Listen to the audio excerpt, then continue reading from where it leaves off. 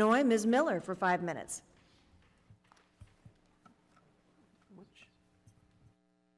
Okay. Thank you, Chairwoman, and thank you to our witnesses today. Secretary Byrd, thank you for your testimony and for offering your perspective as the Chief Election Officer for a state that has long faced natural disasters during the fall election season. It definitely is a credit to the work of Florida's election officials that despite facing 3 hurricanes during the '24 election, Florida saw the highest voter turnout in 30 years. So my question is, how does your office guarantee the integrity of a displaced voter's ballot? So this goes once again to being in communication with the elected supervisor of elections in that county and asking what their specific needs are. So for example, if there are a high number of displaced voters, we change some of the rules to allow a vote by mail ballot to be sent to the location where they were displaced, where typically that has to be, that request has to be in writing. We allowed them to call in and make that request of the supervisor. So that's one example.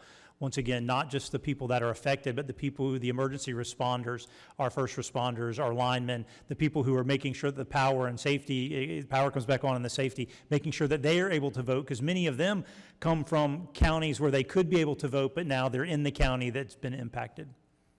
Thank you. And when entire counties or localities must be evacuated, how do local election supervisors safeguard election infrastructure and supplies that are necessary to run polling locations?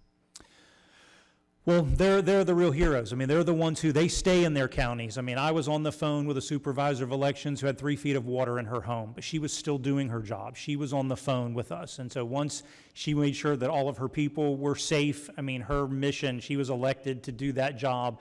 And they're staying, they're not evacuating. So they're staying in their county. They're going out as soon as it's safe to go to the polling sites to see which are still operable, which are down, and what we need to do to then get resources to get those sites back up and running. Mr. Eggers, in your written testimony, you rightly point out that delaying or suspending elections should never be an option.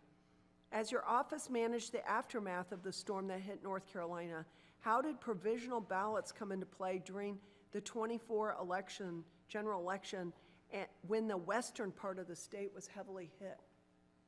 So part of the changes that we made related to the processing of ballots was to allow absentee ballots to be turned in other localities and locations.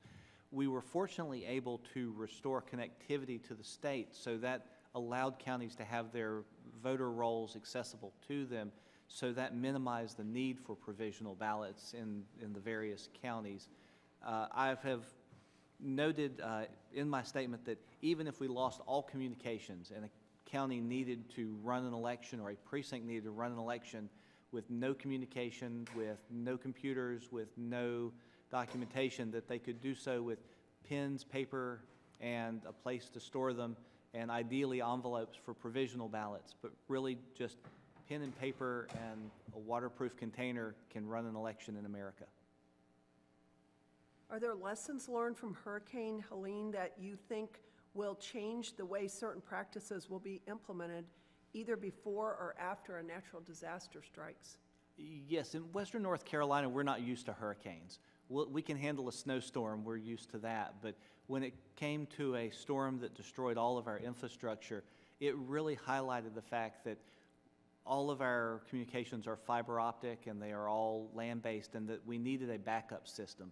And that's something that each of the counties simply did not have, to have a satellite phone such as Secretary Byrd has mentioned, and some of those practices. So I know we are looking at some of the things that Florida does as best practices so that we can implement those in North Carolina and prepare for natural disasters that we think wouldn't affect us. Thank you for your testimony, and I yield back.